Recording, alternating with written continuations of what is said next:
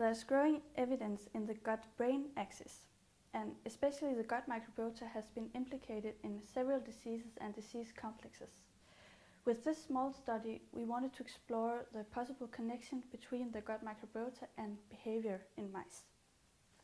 Our hypothesis was that grid flaw-induced stress would change the gut microbiota composition, and that this change could be correlated to a change in behavior. We had two groups of mice. One group was housed on grid floor, which is depicted in this picture, and the other group was housed in standard cages.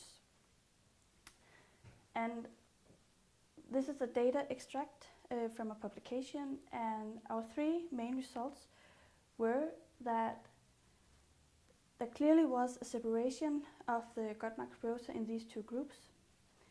This is a PCA plot where you can see the red mice is the grid floor house mice and the blue mice are the control, and they're clearly separated into two different clusters.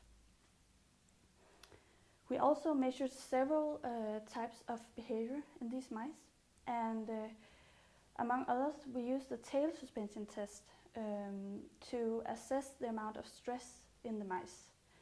And these figures show that the red grid floor house group had a significant longer duration of immobility and also more immobility episodes.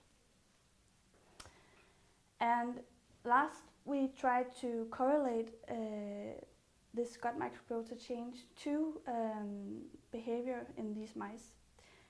And we did find some correlations, and this table shows some of the behavioral parameters that we measured and which bacteria that they correlated to. In a small study like this, it's hard to say something very conclusive about what bacteria relates to what behavior, but we could conclude three things from the study. Number one was that grid floor housing definitely changes the gut microbiota composition. Number two, the grid floor house mice showed a higher immobility than the control mice. And the third conclusion was that it was actually possible to find some correlations between gut microbiota and behavior.